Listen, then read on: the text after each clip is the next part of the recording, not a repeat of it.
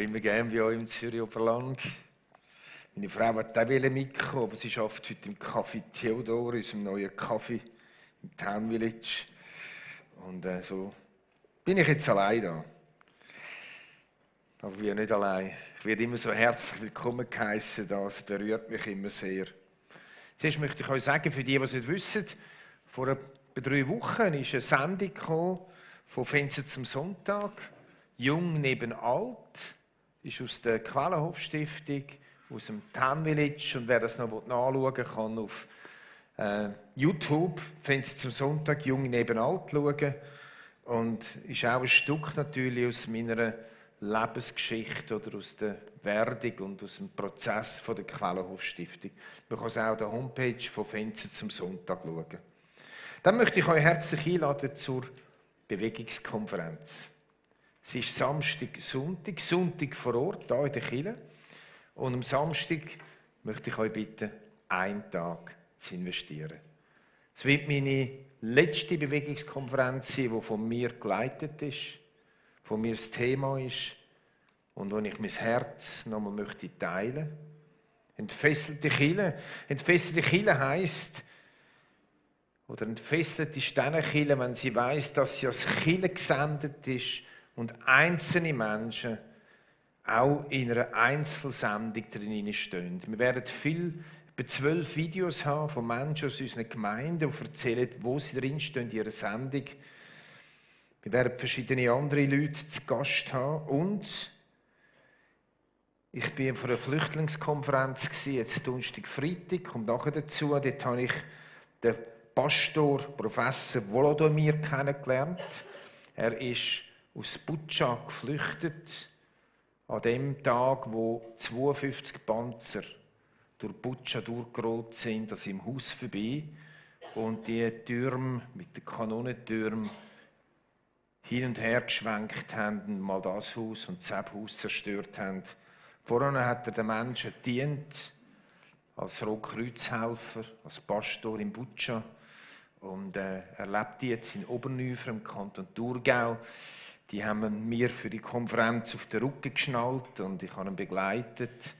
Und zu 95% wird er an dieser Konferenz dabei sein und wird aus seiner Sicht reden über das Thema und fesselte Kirche. Ihr werdet es dann da noch hören, wenn er definitiv kommen kann.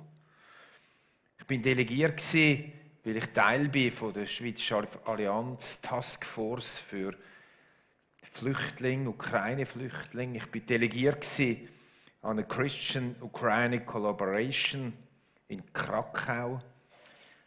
Und es hat mich sehr berührt. Es sind 70 Pastoren oder Leiter von christlichen Non-Profit-Organisationen gewesen, die in dem Hotel 24 Stunden zusammengekommen sind, aus ganz Europa, aus allen Ländern.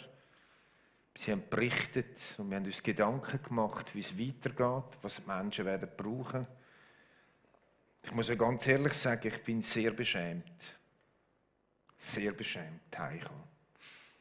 Wir diskutieren im Moment in der Schweiz, ob 50'000 Flüchtlinge nicht zu viel sind.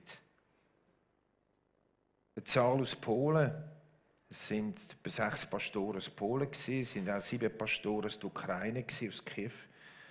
Polen hat 3 Millionen Flüchtlinge und etwas noch mehr. Das wäre, wenn wir in der Schweiz bevölkerungsmässig 600'000 hätten. Von Moldawien reden wir gar nicht. Das Verhältnis ist nochmal total anders. Es beschämt mich sehr. Und ich glaube, wir müssen ganz fest aufpassen, dass wir als Schweizer nicht schuldig werden. In Polen gibt es keine Unterstützung durch den Staat. Null, nichts, nada. Das sind alles Non-Profit-Organisationen und vor allem Kirchen. Polen hat 0,62% Freikirchen, also weniger als die Schweiz. Aber jeder Zöllner an der Grenze kennt mindestens einen Pastor in der Zwischenzeit, der Flüchtlinge abholt und Flüchtlinge weiterreicht. Die Schwierigkeit ist die, dass jetzt, wie man in der Schweiz es auch merkt, die Hilfe der Bevölkerung nachlässt oder fast ausbleibt. Und die polnischen Gemeinden fragen sich, wie sie weiterhin die Flüchtlinge betreuen. Sich vorstellen, im Moment ist ein Grenzübergang, gehen 30'000 Leute pro Tag zurück in die Ukraine und 25'000 neue kommen. Und die 25'000 Neuen, die wir kommen, die muss man betreuen und ihnen helfen, irgendwo ein Plätzchen zu finden. Einerseits brauchen die Kirchen in Polen Finanzen. Wir haben aber auch darüber geredet, dass eine grosse Einsamkeit herrscht, nicht nur bei uns Schweizer, sondern auch bei den Immigranten, bei diesen vielen Frauen mit den Kindern, die flüchten. Und dort, wo wir Ukrainerinnen begegnen, ihr als Frauen, die brauchen Gemeinschaft, die brauchen ein offenes Ohr, vielleicht einen Kaffee trinken, vielleicht mal einladen, sogar zum Mittag oder zum Nacht. Eine der grössten Herausforderungen, die wir zukommen, ist die Wiederzusammenführung von Familien. Ich sehe das als eine der grössten Hindernisse in Zukunft. Die Männer waren im Krieg, die Männer haben Menschen töten. Die Männer waren teilweise am Verhungern, teilweise werden sie verletzt sein. Die Frauen haben Traumaschäden auf der Flucht in diesen verschiedenen Ländern. Und das wieder nachher zusammenführen, das wird auch nochmal eine grosse Herausforderung sein. Weiter geht man davon aus, dass die gut gebildeten Ukrainer eher dann in Europa bleiben, weil sie da umringt, umworben werden wegen Jobs. Und die nicht gut gebildeten wieder werden zurückgehen. Auch das sind ein paar wenig von den Herausforderungen, die ich jetzt gehört habe, mit diesen 70 Delegierten miteinander. Mehr kann ich im Moment nicht sagen, weil ich bin immer noch sehr aufgewühlt und sehr auch inspiriert und betroffen. Und ich möchte eigentlich nichts lieber als auch in der Schweiz die Aufgabe, die ich habe in der Taskforce Kirchen, einfach auch zu informieren. Mal schauen, wie das geschieht. Sicher in unserer Bewegungskonferenz wird entweder Pastor Volodymyr dabei sein, sieht gut aus, oder sonst ein ukrainischer Pastor, der genau weiss, was vor Ort ist. Und vor allem noch etwas. Die Ukrainer, die kommen, sind etliche auch gläubig. Und ich habe von 2, 3 Pastoren in der Schweiz gehört, dass die auch uns gut tun, weil sie noch eine andere Radikalität vom Glauben leben. Also kommen an die Konferenzen, werden jemanden erleben, der auch Radikalität im Glauben lebt und auch einen ganz hohen Preis zahlt. Der Volodymyr hat mir gesagt, er schläft jede Nacht nur 3 Stunden. Mehr kann er noch nicht.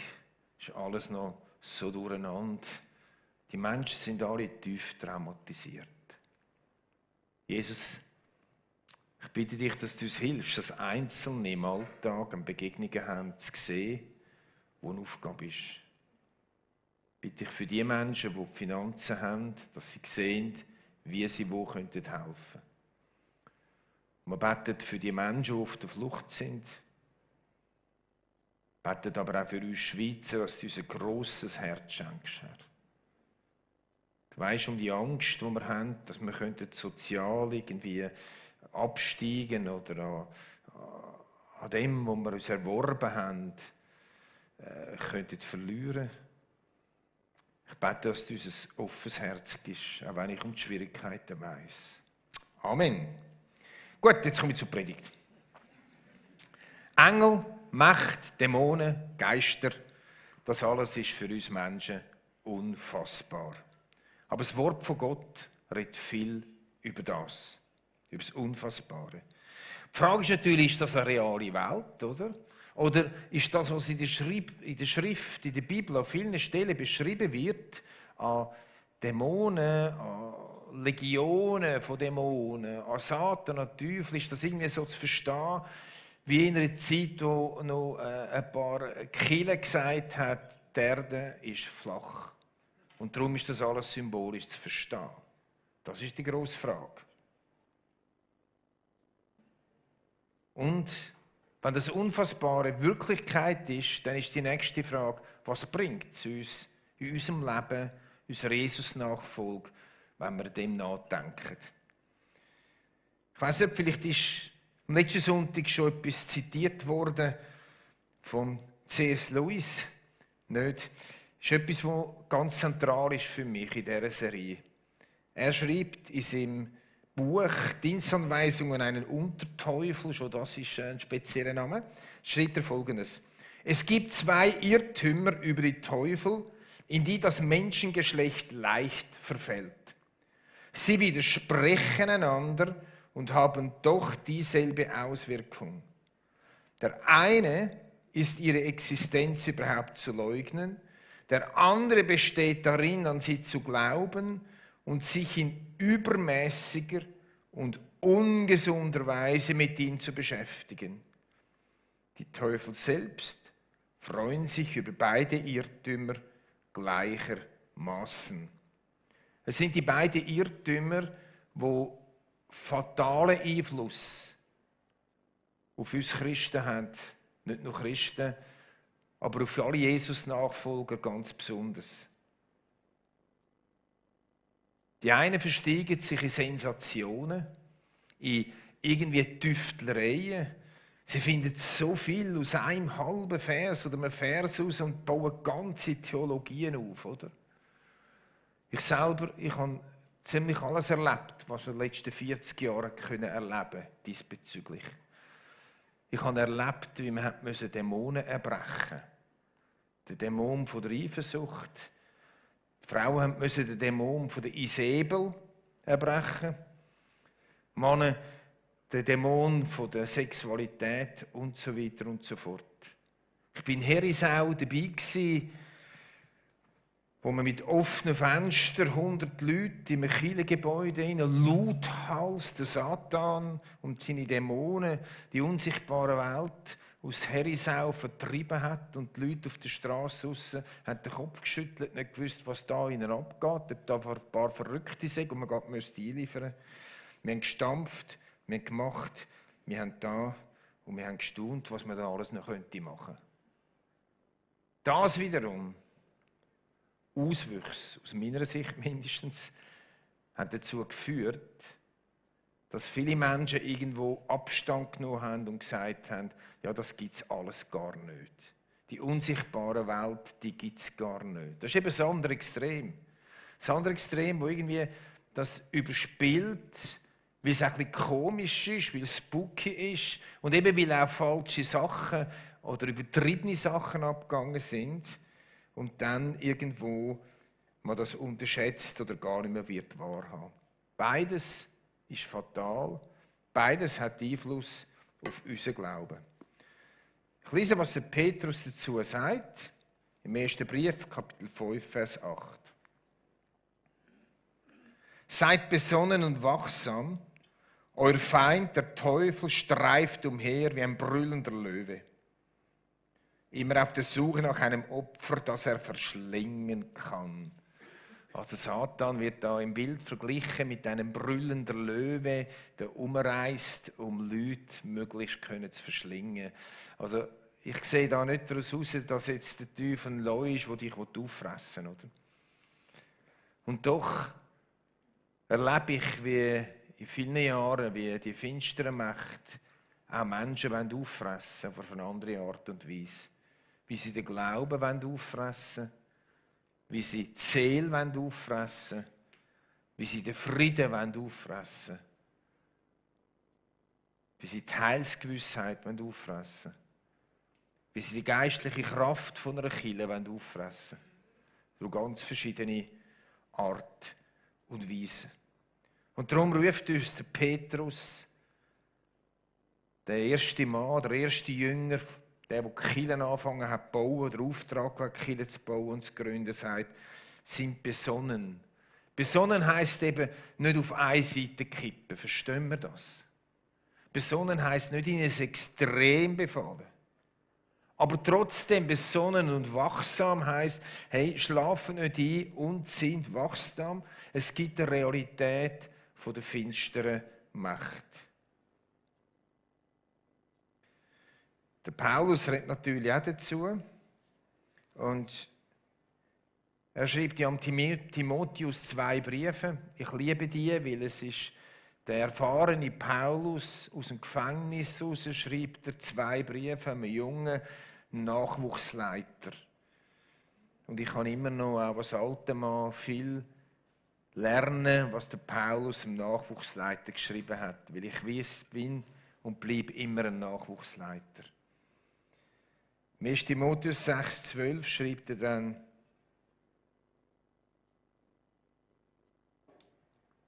Kämpfe den guten Glauben,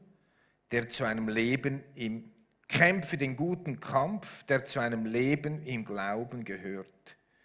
Also zum Leben im Glauben gehört auch ein Kampf. Und das ist vielleicht eine schlechte Nachricht für euch. Dass zum Glaubensleben auch ein Kampf gehört. Es ist kein Spaziergang. Es ist nicht einfach ein Hobby. Man kann es zum Hobby machen, aber es gibt auch Kampf im Glaubensleben. Weil es eben auch die finstere Macht gibt. Wie ist jetzt der Kampf und gegen wer geht er? Ich lese in dem Zusammenhang aus einer ganz bekannten Stelle, vielen sehr bekannten Stelle, im Epheserbrief, Kapitel 6, Vers 12. Denn unser Kampf richtet sich nicht gegen Wesen von Fleisch und Blut. Oft haben wir das Gefühl, wir müssen gegen Menschen kämpfen, gegen Regierende kämpfen. Aber der Paulus sagt, nein, unser Kampf richtet sich nicht gegen Fleisch und Blut. Nicht gegen Menschen, die einfach eine Saudümme tun. Manchmal auch tun sie Saudümme.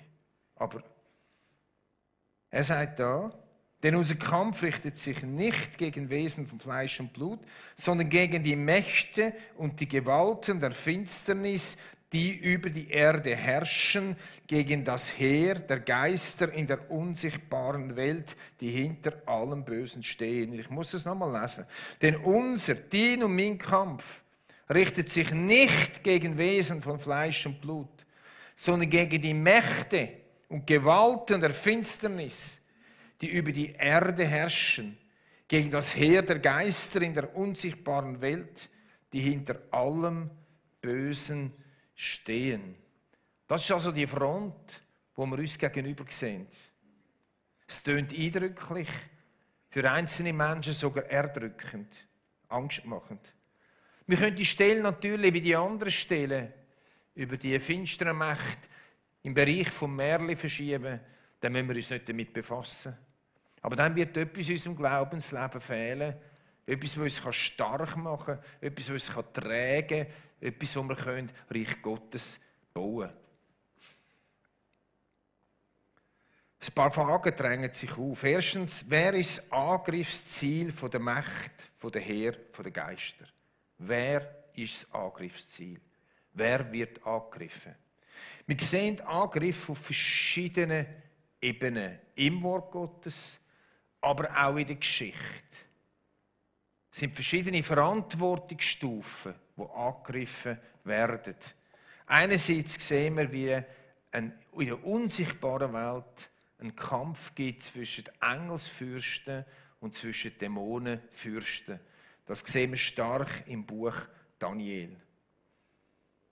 Dann sehen wir in der Bibel, und wir sehen in der ganzen Geschichte vom Volk Israel ganz besonders auch in den letzten 2000 Jahren, wie der Kampf von der unsichtbaren Welt gegen Völker und Nationen geht. Wir können mal die Bibel nur auf das durchlesen und wir sehen, wie oft dass Nationen auch von finsteren Mächten beeinflusst werden und versucht werden zu vertilgen. Gerade wenn ich die Geschichte schaue vom Volk von Gott, vom Volk Israel, wie oft die finsteren Mächte, Dämonenmächte, der Satan oder Diabolos, es gibt so viele verschiedene Namen für ihn, wie er versucht hat, das Land von der Erwählung von Gott zu zerstören.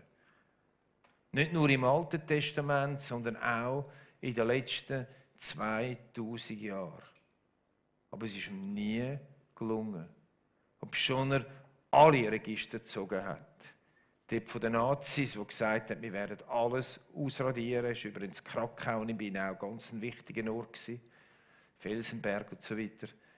Und wie es einfach nie gelungen ist. Wie wir heute einen Staat haben, der blüht, der unmöglich ist, wenn man die Geschichte wirklich anschaut. Also, die eine Kampfesebene sind Engelsfürsten, die zweite Kampfesebene sind Völker und Nationen, das hat Beispiel von Israel gezeigt, aber es gibt viele andere. Dann ist der Kampf gegen säkulare und christliche Verantwortungsträger. Manchmal sind wir total schockiert, ich auch, wenn christliche, weltweit bekannte Verantwortungsträger fallen. Ich gebe weniger ihnen die Schuld.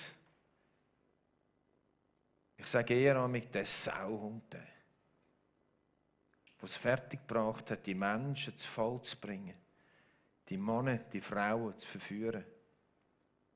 Auch Verantwortungsträger von Ländern und von grossen Firmen, Frauen und Männer mit Einfluss in Kirchen, im säkularen Bereich, wo der Satan versucht einzunehmen, für seine Zwecke zu missbrauchen. Der nächste Einflussbereich, wo es ihm geht, ist die Kirche. Die Kirche lahmen zu lähmen. Ich vergesse nie mehr, es war ein Jugendabend, bin ich noch jung gewesen, jetzt bin ich nur noch gewesen. Bei uns in der Jugendgruppe, vielleicht bin ich 25 gewesen, vielleicht 30, haben wir einen russischen Pastor zu Besuch gehabt, der noch im Gefängnis war unter den Russen, wo ja die Christen verfolgt worden sind, hinter dem eisigen Vorhang. Zuerst hat er mal zusammengeschissen, weil ich als Jugendleiter die Bibel nicht unter dem Arm hatte. Da habe ich gemerkt, oh, eine andere Kultur. Und dann hat er uns gesagt, schaut, wir werden zwar verfolgt in China, in Russland, aber ihr werdet auch verfolgt. Das ist die Verfolgung von der Sattheit, Gleichgültigkeit, das Laissez-faire. Wie bei uns in Russland, seine Zeit, gibt es nur eins, ganz Jesus nachzufolgen oder nicht. Auch auf Draht sein, in dem Kampf, auch mit dieser Finsternismacht zu kämpfen und sie zu überwinden im Namen von Jesus. Und ihr in Europa, ihr seid dermassen satt. Ihr habt es nicht besser als wir, sondern mindestens so schwierig. Wie sind denn die Waffen von der finsteren Macht? Spannend ist, wenn man die Bibel studiert, dass die Macht oder die Waffen immer die gleichen sind. Seit Anfang an. Seit Adam und Eva. Über Jesus. Bis zur heutigen Zeit. Prinzipien sind immer die gleichen. Nur, es kommt in verschiedenen Mänteln oder verschiedenen Gesichtchen bis Fratzen daher. Aber was dahinter steckt, Taktik, die ist immer die gleiche. Immer. Darum wollen wir kurz miteinander jetzt die Waffen von diesen Mächten und Gewalten anschauen. Die Macht, die uns sehr bekannt ist aus dem ersten Buch Mose, sind Fragestellen von der Autorität von Gott. Meinst du wirklich, Gott sei eine Autorität? Meinst du wirklich, Gott hat gesagt, im Fragestellen vom Wort Gottes? Meinst du wirklich, er hat so gemeint, im Fragestellen vom Willen von Gott? Dann auch, du kommst doch zu kurz. Gott mag dir das nicht gönnen. Wenn du andere Wege würdest gehen, ging es dir viel besser und dein Leben kommt mehr zum Blühen. Das ist so oft auf unserer Ebene, als einzelne Jesus-Nachfolger, so Taktik von dieser Macht. Dann das Lügen und das Verklagen und das Entmutigen als Christen. Überhaupt im Leben das Entmutigen. Oder schlechte Gewissen. Oder die finsteren Mächte, das sind Sauhunde, oder? Zuerst reiten sie dich in die Sünde und wenn die Sünde passiert ist, dann tun sie so, wenn es keine Vergebung gibt für dich und machen dir ein schlechtes Gewissen, dass du ja gedämpft und gedrückt und entmutigt durchs Leben gehst. Das also sind Fragestellen von der Autorität von Gott, von seinen Ordnungen, von seinen guten Geboten, sollte Gott gesagt haben. Verklagen vom Gewissen, Anklagen, Lügen, Entmutigung. Freunde, nicht alles, was ich jetzt sage, kommt von der finsteren Macht. Da bin ich ja so in unserer Kirche, wo ich zum Glauben gekommen bin, sozialisiert worden. Es war alles der Teufel, alles Anfechtung. Dann bist du schön raus, oder? Du hast der dümmste Typ sein, der furchtbarste Streithahn. Du hast nie Schule gehabt, du warst immer der Teufel. Um das geht es mir nicht heute. Aber es geht mir darum, dass wenn Entmutigung kommt, wenn Lügen kommen, wenn Verklagen kommt, wenn das in Frage stellen vom Wort Gottes kommt, von der Güte von Gott, von der Zuverlässigkeit, dass wir das nicht einfach hinnehmen, einfach so.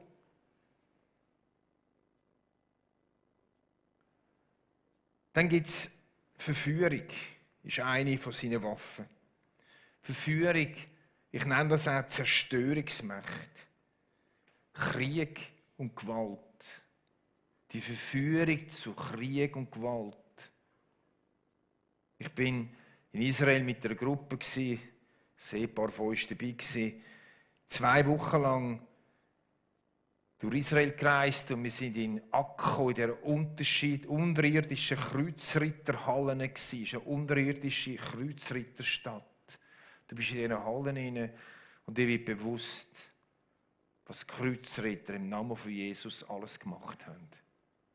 Und du kannst entweder auf die so sauer sein, dass du Glauben verlierst, oder du kannst so traurig sein, was der Teufel an Verführung alles fertiggebracht hat.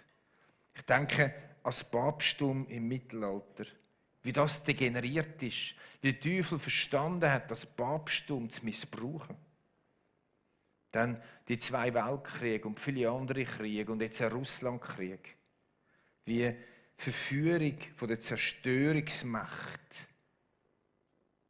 Da stecken die Dämonen dahinter, die Menschen verführen, die Regierungen verführen. Dann, das eine von diesen Waffen von der finsteren Macht ist das Durcheinanderbringen. Diabolos ist ein Name von Satan, das heisst der Durcheinanderbringer. Das sind so Chaosmächte. Ich bin zuerst 2 Wochen mit dieser Gruppe reisen, als Reiseleiter, und nachher sind wir zu 5. noch durchs Ostjordanland gereist, durch die verschiedenen Städte, Hebron und so weiter. Und ich habe etwas gesehen, das ihr noch nie gesehen habt. Ich bin jetzt richtig gesalbt. Ich habe nämlich den Fußabdruck vom Noah gesehen. Am Grab von Abraham. Nur habe ich es nicht geglaubt. Aber sie haben mir das in voller Miene erklärt. Ich habe in diesen 4,5 Tagen 4 verschiedene Reiseleiter gehabt, 3 davon Palästinenser. Und ich habe es über mich ergehen lassen. Und hat mir auch gut getan, ihre Seite zu sehen. Freunde, wenn jemand sagt, er hätte eine schnelle Lösung für den Konflikt dort, dann gehört das im Bereich des Märchen. Es gibt so viel Chaos. Da gibt es die christlichen Palästinenser, es gibt muslimische Palästinenser, dann gibt es die Hamas-Palästinenser, dann gibt es Drusen, dann gibt es die Samariter, die es noch gibt, dann gibt es Beduinen, dann gibt es die orthodoxen und ultraorthodoxen Juden, dann gibt es die rechtsextremen Siedler, dann gibt es die säkularen Juden. Tel Aviv ist die Hochburg der homosexuellen Leben in Europa oder fast auf der ganzen Welt. Oder? Ich sage, da gibt es alles. Und dann gibt es die Geburtskirchen, wo die verschiedenen christlichen Kirchen sind. Und weil die immer Lampen haben zusammen, muss ein Moslem den Schlüssel haben zur Kirche. Nein, das ist Chaos, Freunde. Absoluter Chaos. Und wenn wir mal denken, wie kann das nur die Regierung, die israelische Regierung, die haben keine Ahnung und so, geht hin und macht es besser. Es sind Chaosmächte. Ich kann es heute Morgen nicht anders sagen. Es ist so ein Durcheinander. Und trotzdem geht es noch, weil das Volk von Gott ist. Aber es ist dermassen ein Chaos, dermassen ein Durcheinander. Chaosmächte, aber an ganz anderen Orten. Dann eine von seinen Angriffswaffen ist auch Verhinderung. Okay, jetzt muss ich ein bisschen hören mit diesen Waffen. Die Frage ist jetzt, sind wir auf verlorenem Posten? Die Schrift ruft uns zu, nein. Es fängt an mit diesen 3 Worten von Jesus am Kreuz, und er sagt, es ist vollbracht. Es ist vollbracht, ist das Vollbringen von dieser Prophezeiung auf Christus, also der Schlange, Satan wird den Kopf zerfressen, aber die Schlange wird ihn, den Christus, in die Ferse beißen. Aber gewonnen hat Jesus. Wir haben den Sieg über Satan im Namen von Jesus Christus, in keinem anderen Namen, nur in dem Namen. Er hat die Überhand, er hat ihn besiegt, auch wenn er immer noch brüllt und rumläuft und auf der Erde verführt und Chaos anstiftet. Wir hätten den Sieg. Ich kann aber bedenken, dass wir vergessen haben zu kämpfen. Dass wir zu bequem sind zu kämpfen. Ich kann bedenken, dass wir in unserem Selbstoptimierungswahn und ich ertappe mich selber auch wieder dabei. Was könnte ich noch alles machen? Was könnte ich noch alles erleben? Was könnte noch alles passieren, damit es mir besser geht in meinem Leben? Das ist der Selbstoptimierungsdrang, oder ich nenne es sogar Wahn. Und ich habe Schiss, dass wir in dem hinein und beobachte es ab und zu bei mir und auch bei anderen Jesus-Nachfolgern, dass wir den Kampf vergessen, weil wir eingeschlafen sind, wie der russische Pastor uns gesagt hat. Wenn wir es nicht so schön haben, wie wir es vorstellen, wenn Krankheiten nicht so geheilt werden, wie wir es denken, klagen wir Gott an, weil er nicht Gott das liefert, was wir bestellt haben. Schauen Sie heute auch als ein Stück einen heiligen Ruf an, zu verwachen, auch wenn es warm ist da drinnen. Zu verwachen und die Waffen einmal zu nehmen und zu kämpfen. Und nur so kannst du in deinem Glauben bestehen. Nur so kann dein Glaube wachsen. Nur so können Veränderungen stattfinden auf dieser Welt. Was sind jetzt die Waffen? Es gibt Menschen, die kennen die Waffen auswendig. Halleluja. Es gibt auch Menschen, die machen das jeden Morgen, habe ich gehört, die legen die Waffenrüstung so an. Auch gut. Ich bin eher auf einer anderen Seite. Ich bin eher von denen, die sagen, die Waffen, die wir haben, die brauche ich dann, wenn ich in dieser Sache vom Diabolos angegriffen werde, dann brauche ich eine jeweils von diesen Waffen, wenn es so weit ist. Aber das andere ist auch gut. Nur musst du es dann auch noch brauchen, wenn es so weit ist. Von was rede ich überhaupt? Vers 13. Deshalb greift zu allen Waffen, die Gott für euch bereithält. Wenn dann der Tag kommt, an dem die Mächte des Bösen angreift, seid ihr gerüstet und könnt euch ihnen entgegenstellen. Ihr werdet erfolgreich kämpfen und am Ende als Sieger dastehen. Also greifen zu allen Waffen, die uns Gott gibt, zu allen. In dem Tag, in dieser Stunde, in dieser Situation, wo wir die oder die andere oder jene Waffe brauchen. Wir haben ein Waffenarsenal, uns zu schützen, aber auch anzugreifen und abzuwehren.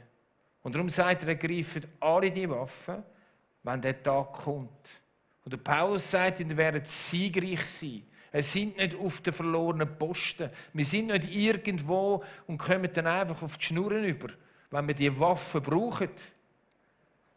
Ich will jetzt die Waffen, weil es schon vorgeschritten ist, die Zeit einfach aufzählen und jeweils etwas sagen. Die erste Waffe, die er nennt, ist der Gürtel der Wahrheit. Paulus brauchte das Bild vom römischen Kämpfer, das ist uns nicht mehr bekannt, außer von Asterix und Obelix. Aber die Menschen haben die natürlich jeden Tag gesehen, die Kämpfer. Darum haben sie schon gewusst, was der Paulus meint. Aber Elias hat mir ein wunderbares Bild also von einem römischen Kaiser eingemischt. Danke vielmals. Die haben einen Gürtel angehabt. Und der Paulus nennt das der Gürtel der Wahrheit. Das heißt, eine von diesen Schutzwaffen oder Abwehrwaffen oder wie wir uns schützen können vor Angriff von Satan ist die Gürtel der Wahrheit. Das ist nicht irgendeine Wahrheit, sondern es ist die Wahrheit von der Schrift. Die Wahrheit über Jesus Christus. Die Wahrheit über das apostolische Glaubensbekenntnis. Christus, ganz Sohn Gottes, ganz Mensch, ganz Gott. gekommen auf dieser Erde, gekreuzigt und hat die Sünden der Welt vergeben. Freunde, das ist heute in den postevangelikalen Strömungen hart umkämpft. Man will eins ums andere wegbrechen davon. Darum brauchst du den Gürtel der Wahrheit, wo du sagst, wenn wirklich so ein Moment kommt, wo du nicht mehr recht weisst, wo die Wahrheit vom Wort Gottes wieder angegriffen ist, dass du dann sagst, halt. Paulus hat uns das gesagt. Und indem ich nochmal die Schriftwort von dieser Wahrheit anlege, nochmal entgegenhebe, diesen Zweifel, kann ich die Zweifel überwinden. Der Gürtel der Wahrheit kann aber auch damit zu tun, dass unser Leben in der Wahrheit lebt. Dass wir im Licht leben und nicht in der Unwahrheit leben. Ich bin schockiert, wenn ich manchmal sehe, wie christliche Leiter, säkulare Leiter einen Fehltritt machen. Aber sie sind nicht bereit, den Fehltritt, das Licht zu bringen. Sie sind nicht bereit, in der Wahrheit zu leben. Satan versucht da, dass man dann nicht in der Wahrheit lebt. Wenn du in dem Ehebruch bist, wenn du in deiner Sünde steckst, dass du nicht in der Wahrheit lebst, sondern dass du das versteckst, zudeckst. Und da unten modert es immer weiter und es geht immer weiter und es wird immer schlimmer, bis es explodiert. Und dann ist alles kaputt. Das ist auch eine Seite vom Gürtel, von der Wahrheit. Ich lebe in der Wahrheit. Ich lege den Gürtel an. Und alles, was nicht in der Wahrheit ist, in meinem Leben, soll die Oberfläche. Das Zweite ist Brustpanzer von der Gerechtigkeit. Brustpanzer von der Gerechtigkeit ist die Gewissheit und die Sicherheit, dass wir durch Jesus Christus freigesprochen sind von aller Schuld. Mit dem Wissen können wir allen Anschuldigungen vom Verkläger entgegenstehen. Das Wissen, ich bin gerecht gesprochen durch Christus. Auch wenn ich Fehler mache, auch wenn ich muss Sachen ans Licht bringen. Das ist etwas, was mich oft dunkt, dass die Stimme vom Verkläger in meinem Leben ertönt. Hör doch auf. Der Gott liebt dich nicht, wie du bist. Du müsstest noch viel anders sein. Du müsstest viel mehr beten. Du müsstest viel mehr das machen. Viel mehr das andere machen. Und da gehört der Brustpanzer von der Gerechtigkeit dazu. Ich muss ein bisschen Füße machen. Das nächste ist Schuhe der Bereitschaft, das Evangelium vom Frieden zu verkündigen. Das ist jetzt keine Eigenschutzwaffe, sondern das ist jetzt eine Angriffswaffe. Bereitschaft, das Evangelium vom Frieden zu verkündigen. Dort, wo wir können, das Evangelium vom Frieden, den Frieden verkündigen. Dort, wo wir können, die Streit, die Frieden bringen, dort muss Satan weichen. Und da geht es darum, Gelegenheiten nicht vorbeigehen zu lassen, sondern eben wirklich das Evangelium vom Frieden da hinzubringen, wo es irgendwo möglich ist, aufmerksam sein. Machen wir weiter.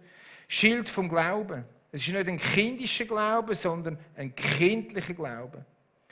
Wenn Pfeile abgeschossen werden von Satan, wo heisst, es sollte Gott gesagt haben. Meinst du wirklich, er hat so gemeint? Er kann es doch nicht so meinen.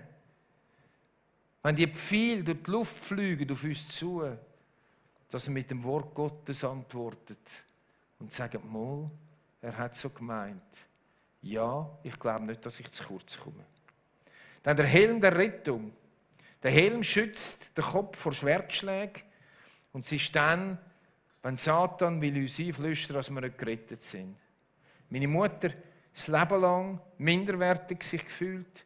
Sie war so in einem Kreis, Bibelkreis mit meinem Vater zusammen, wo sie als Nicht-Intellektuelle nicht sehr viel verstanden hat.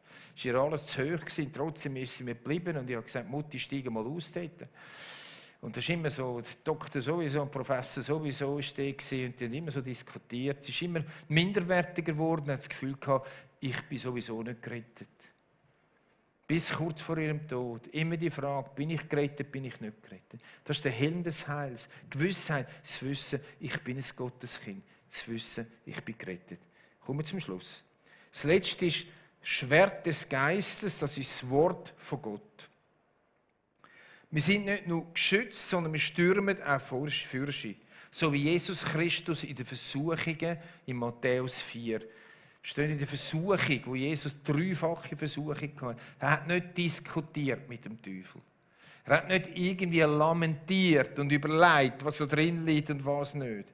Sondern Jesus hat jedes Mal messerscharf mit dem Wort Gottes reagiert. Er hat gesagt, es steht geschrieben, du sollst den Herrn, deinen Gott, alleine anbeten. Zweimal, es steht geschrieben, es steht geschrieben. Und Freunde, da dunkt es mich, dass viele Menschen das nicht machen. Wenn da Versuchung kommt, in meinem Buch schreibe ich von dieser Flüge, die uns herumfliegt. Das ist nicht schlimm. Die Flüge von der Versuchung schwirrt um alle herum. Aber es ist dem tragisch, wenn sie abhocken und ins Hirn schießt. Dann ist die Verführung da. Aber da drinnen, mit dem Wort Gottes antworten, es steht geschrieben, Gott genügt mir. Es steht geschrieben in den Sprüchen, was gehst du hin zur Schlachtbank und so zur anderen Frau. Es steht geschrieben, das und das wird dein Leben zerstören. Freunde, warum kämpfen wir nicht mehr da drinnen? Jemand hat mir gesagt, ich bin so eine junge Frau mal, ein paar Jahre seither, ich bin so in der Minderwertigkeit drin. Und ich gesagt, kämpfst du mit dem Wort Gottes, mit dem Schwert? Sagt sie, was ist das? Freunde, mit dem Schwert ist Psalm 139 hat meiner Frau so geholfen, für ihre Minderwertigkeit hinein, ganz viel Heilig zu erleben. Wie sie den Psalm wieder zitiert hat. Immer wieder, wenn die Minderwertigkeitsgefühl aufkommt, mit dem Psalm, der Stimme entgegengekommen ist. Okay, jetzt so und morgen ist Montag, alles wieder wegblasen. Ich befürchte ja. Aber ich hoffe nein. Wir sind geschützt. Und die Frage ist, wenn wir kämpfen. Ihr könnt das Predigtkonzept beziehen, ihr könnt über das nachdenken, ihr könnt es auch sein lassen. Das ist dir überlassen. Wenn du willst vorwärts gehen im Glauben oder sagst, alles okay, genügt eigentlich, mehr brauche ich nicht. Ich bin dankbar, dass ich die Predigt halten durfte. Und es mir hilft, in Zeiten der Niedergeschlagenheit, Zeiten von Zweifel, von Versuchungen, von Minderwertigkeitsangriffen und vor allem auch Zeiten von dem Chaos auf der Welt, nicht auf Menschen hässig zu sein, sondern zu sehen, dass da auch Mächte dahinter sind. Und immer wieder mit einzelnen Waffen von dieser Rüstung zu kämpfen. Amen. Ich kann bitte zum Aufstehen fürs Gebet.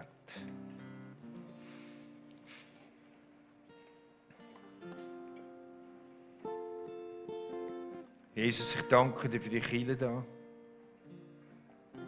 Danke dir für die Leiterinnen und Leiter, für die Mitleiter da. Ich will euch in den Schutz von Jesus Christus, von dem Blut stellen. Euch zurufen, nehmt die Waffen in die Hand. Wir kämpfen nicht gegen Fleisch und Blut. Und ich will alle, die in dieser Kirche hin und ausgehen, fest dazugehört oder lose dazugehört, ich will euch segnen. Mit dieser Gewissheit, es ist vollbracht. Ich segne euch mit dem Mut, auch zu kämpfen. Und nicht einfach etwas geschehen lassen mit eurer Minderwertigkeit, mit eurer Entmutigungstour, mit eurer Verzweiflung, mit diesen Angriffen, die ihr erlebt, sondern mit dem Wort Gottes zusammen, diesen Mächten zu widerstehen.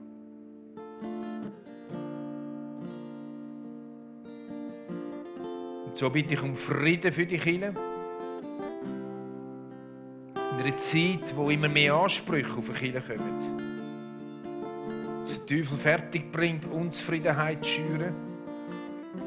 In der ganzen Schweiz, in Europa. Dieser Sattheit, das fehlt einem noch, dieses fehlt einem noch und das andere will man noch von der Kirche und das sollte der Pastor auch noch können und dies sollte es auch noch können und überhaupt. Wir haben vergessen, dass wir uns selber ernähren müssen.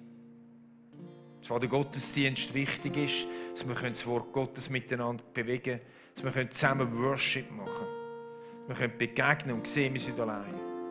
Aber dann ist es deine Aufgabe, im Alltag dich zu ernähren mit dem Wort von Gott. Zweifel zu verdrängen mit dem Wort Gottes. Zweifel abzuwehren. Die Pfeil mit dem Schild vom Glauben. Und der Glaube kommt durch das Wort Gottes und das Wort Gottes kommt auch durch die Predigt. So danke ich dir, Herr. Wir sind nicht entmutigt über den Chaos auf dieser Welt.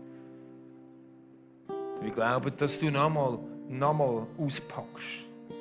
Wir beten dich nochmal auspackst. Vielleicht willst du uns durch Ukrainer nochmal wecken. Mach auch immer, was du willst. Wir sagen, dein Wille geschehen, wie im Himmel und auf Erden. Wir sagen, dein Reich komme. Nicht das Reich von der Kirche, nicht das Reich von mir, nicht das Reich von uns und dein Reich. Danke vielmals. Amen.